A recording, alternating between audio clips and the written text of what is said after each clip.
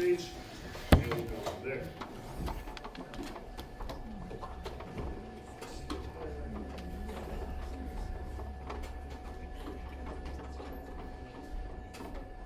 As Ms. Georgie said, you guys are going a lot into colonialism, early colonialism into the Americas, right? So, after the exploration, everybody wants to go and see what's in America. It's free land, right? So, becoming exchange, it really was, it was the birth of overseas intercontinental trade. Because for the first time, there's now goods being exchanged between 3 different continents. And the first to benefit was Spain. That's their flag. And Portugal. And there's a little map there, of course. You see where the Spanish and Portuguese settlements in the Americas. Close, you see this also labeled all different resources that we're getting. There's sugar, there's gold, of course, there's tobacco, all sorts of things that they're now getting from the Americas. Let's go a little deeper here. It's from Africa, from the Portuguese colonies. They were getting primarily slaves. Slaves who were being taken, of course, by the Portuguese, and then but not only were they taking slaves, they actually bringing diseases. In the Americas, the native peoples had no defense against things, even as basic as like the flu or the common cold. It was devastating their populations.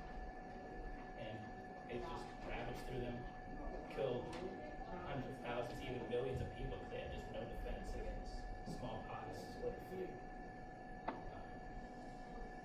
But coming to the Americas, and those slaves being sold to those Spanish plantations, and you see gold and silver was being mined or looted from the native peoples like the Aztecs.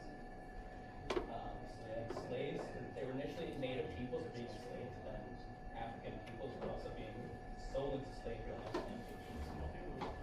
And like, even it says that the free land was just simply because no one was being eaten. That's how devastating the diseases were.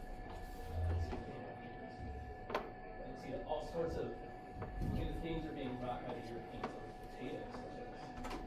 Anybody here like chocolate? Everybody likes chocolate. Cocoa beans being brought from the Americas. Coffee, peanuts, all kinds of things were being brought from the Americas and back into Europe. So from Europe, of course, it's going to ways were coming. New things from them. They came to plant new plantations and even bringing horses. There were no horses in the Americas until the Europeans showed up. So there's something new for you guys there. I didn't even know that myself. There were some horses. But yeah, as soon as the trade was being expanded, there's new colonial expansions all the time. So finally, we get to the final part of this. So who in here likes to eat food? So who in here has a favorite food? You over here. What's your favorite food? Rats. Anyone else? Like, over here. Favorite food over here. It's okay to answer.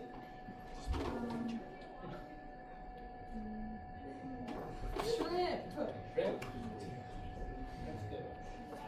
Okay, the assignment that Mr. Boersma is going to have you guys do is that you're all going to pick a favorite dish, and with that dish, you're going to pick a side dish as well as a dessert, and then together you're going to figure out the ingredients for all of those things, and you're going to have to figure out, okay, did those ingredients come from the New World, or did they come from the Old World?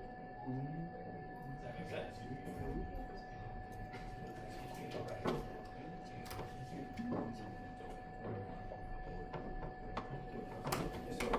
Just some things to think about as you're going through this. You know, sorry about here. Is like, for example, we're looking at where these things originates. Okay, we're looking at where the ingredients originally come from. So like a simple one, like if you eat spaghetti, what sauce is it? Tomato sauce. Tomatoes come from South America. Okay, so up until this point, spaghetti didn't exist in the sense of what we think of because tomatoes weren't in Europe. They didn't know what those things were. Okay, so that's something that we think is like, oh yeah, spaghetti, obviously, right? But like it didn't exist because they didn't know what it was. So you'll start to see when you look through some of these dishes Thank that you, we sir. traditionally eats, you'll start to realize those ingredients actually came from all over the world. you'll see how it is which is what type of love in exchange. What? No, there's so like it's what the Red Sox do. Guys, what's a good side dish? Refried beans, I'm telling you. It's just yeah. Eat some too. We go to Los Pollos and he goes, can I get a dish of refried beans? Buddy gives him a small thing of beans and I ask for a side plate too. He comes out with You eat them all. no, I didn't. What's your professor's name? My professor? Yeah. That'd be Miss Hoekstra.